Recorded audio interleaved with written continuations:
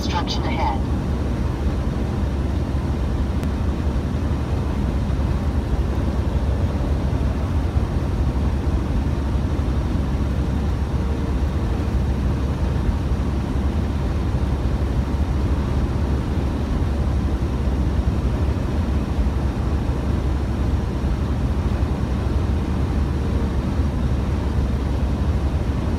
Going on YouTube, figure I'd go live.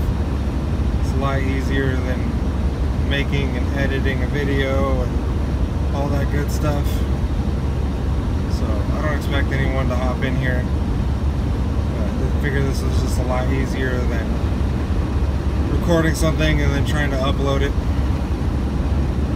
So the question I get asked a lot is, why did I pick Swift? Why did I drive for Swift and not one of these other companies? And the reason why I picked Swift was multiple reasons. The number one reason is convenience. Swift terminal, 40 minutes from my house, that did the CDL training. The second reason is really easy to get into the company, and the third reason, they had the shortest school.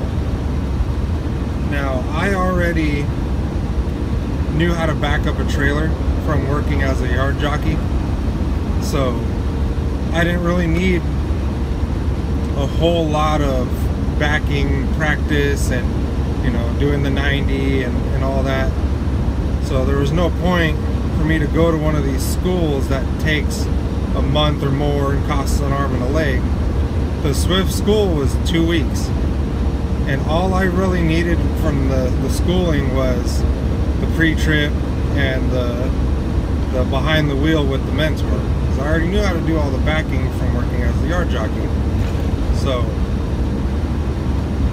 that's one of the reasons why I chose Swift. Second was the location is 40 minutes from my house, and I actually got hired and had an orientation day with Prime, but Prime wanted to throw me on a bus and have me ride this bus all the way up to Salt Lake City, and I already saw that as like a hassle, and then like trying to get home for home time, I already saw that being a hassle. So I didn't end up going with Prime, I went with Swift.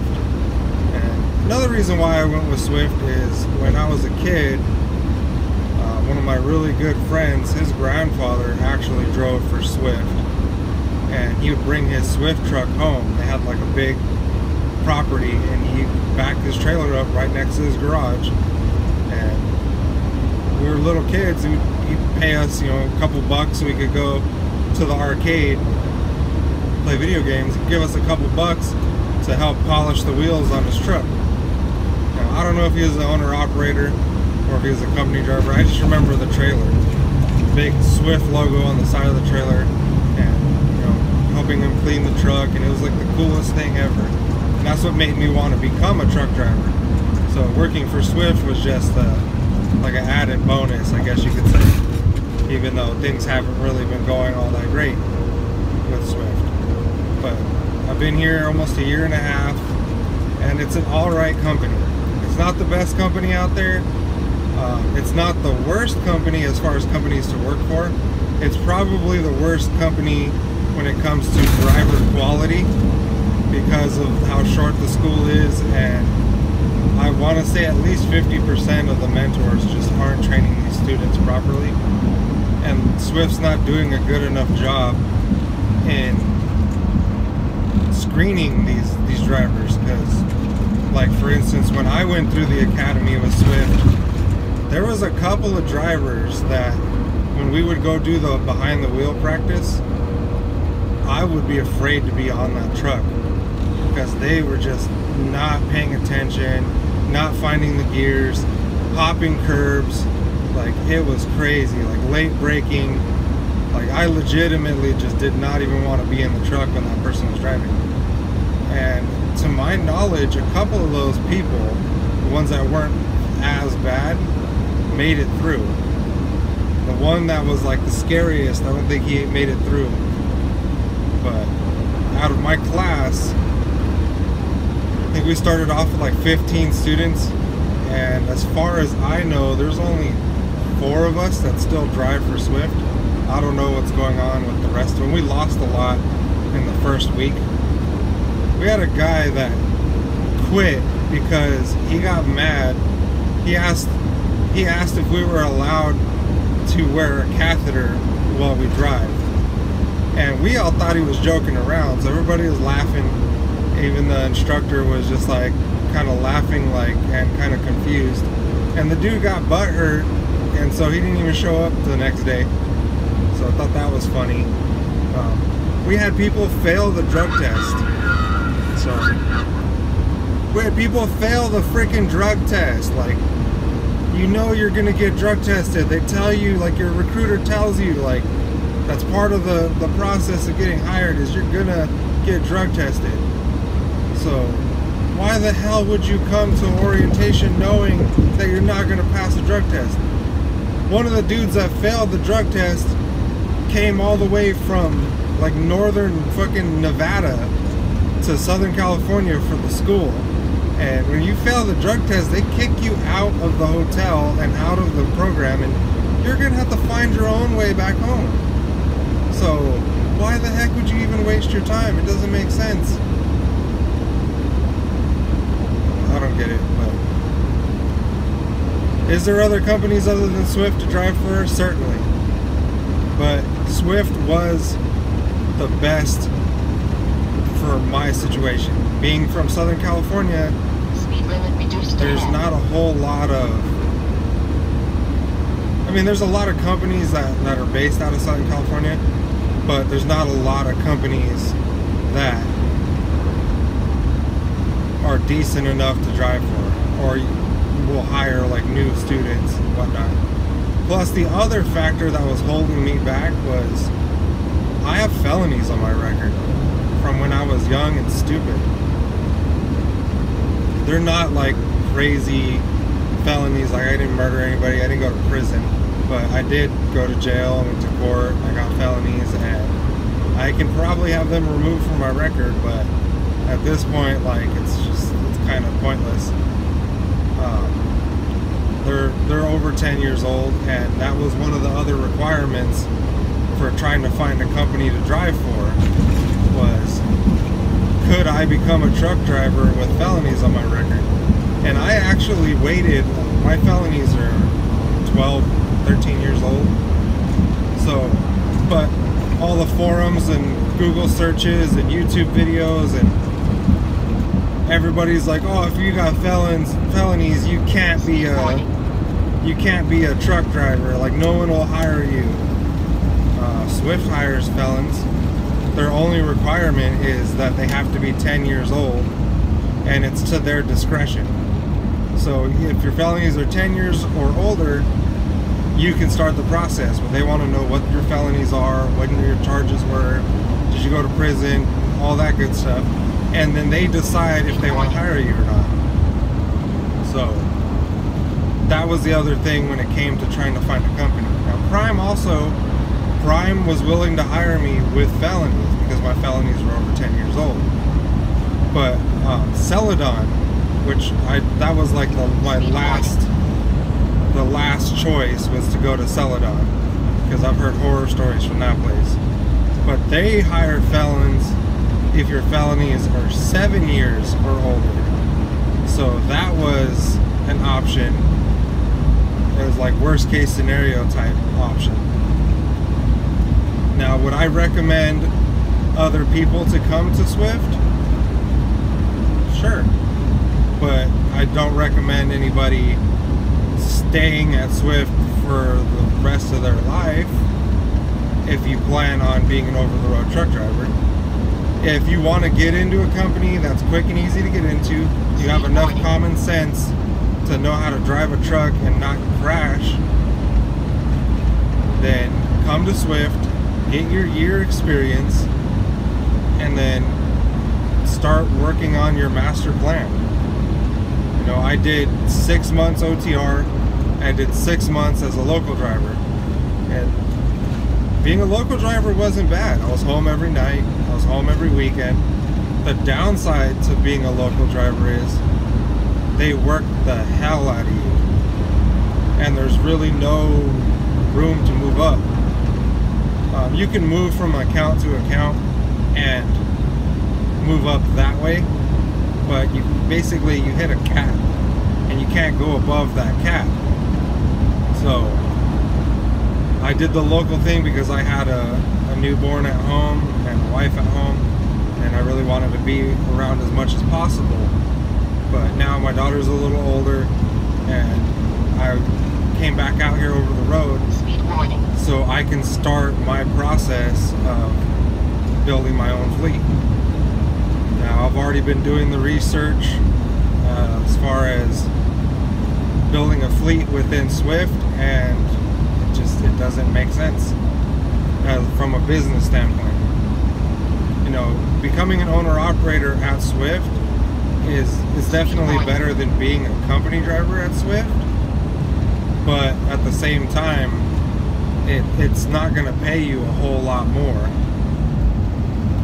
I'm averaging about $1,200 a week after all the stuff that Swift takes out, truck payment, fuel. So it's not bad, but at the same time, like you gotta build a maintenance account. You gotta put money aside for taxes. So at the end of the day, as a solo driver, owner operator for Swift, you're gonna be getting the same amount of money as a company driver. The only difference is it's your truck. Especially if you get a Freightliner, it really is your truck. Like you can take, if you get the Freightliner from Swift through Wasatch Leasing, you can take the truck and leave Swift. If you get a T680 or any International or whatever other trucks Swift has available, that's through Swift. You can't take that truck with you. Now it's a lease purchase, so at the end of the lease, if you got the money for the balloon, you can just buy the truck and then it becomes your truck. But you're gonna run that truck ragged here at Swift and not make a whole lot of money. So you gotta kind of weigh your options. But as a whole, for getting your foot in the door, getting your experience, Swift is definitely a good company to start with. Now, yes, there's other companies out there, so you really got to do your research. You got to figure out what works best for you. Like if you're single and you don't got to go home all the time, then your options are obviously a lot bigger than if you got a wife and kid at home. You definitely need to think about, you know, trying to get home as much as possible. Then you want to try to find a company that has a terminal close to where you live. If you find a company close to where you live, it's a lot easier to get home time. Unless you live somewhere where you can park a truck and trailer at your property, or there's a truck stop nearby where you live and you're in like a freight lane. But if you're like in the middle of nowhere, there's really no truck stops anywhere. Like me in Southern California, the truck stops are very slim. There's few and far between. So going with Swift was the best option because I have a terminal that 30-40 minutes from my house. I can leave the truck and trailer there and either have somebody come pick me up or leave my personal vehicle at the terminal and go home. And then where I live at now, like when I started with Swift, I lived in an apartment complex. So definitely couldn't bring my truck and trailer home there because there's nowhere to park it. But now where I live, there's a shopping center like 3 blocks from my house that they just finished building. And there's a Stater Brothers and a CVS and a bunch of fast food restaurants and whatnot. But there's a loading dock area for all these places. And then there's also like an overnight quote-unquote parking area for people that are delivering to these locations. And I started noticing there's a few trucks that frequently park there. I'm assuming they live in the same neighborhood that I live in. But there's a flatbed guy that parks there. There's a reefer driver for Prime that parks there. And there's a guy who drives for KLLM that parks there from time to time. So now I'm also adding my truck and parking there from time to time when I go home. But you just do your research, figure out what works best for you. And if Swift works best for you, hey, come on aboard. But get your year experience and then start working on your master plan, because if you stick with Swift, yeah, you'll have a career, and if you're comfortable making $800-900, then more power to you, but that's not enough for me. So I want to build a fleet. My goal is to have 10 trucks by the time my daughter's 5, which that's coming up very quick. And so I want to basically have enough trucks and drivers driving for me, so that way I don't have to drive anymore. I can just be dispatch, and I can be at home. I can take my daughter to soccer or softball or whatever ballerina crap that she wants to do when she gets older. You know, me and my wife can go on more vacations or, you know, trips to the beach and whatnot.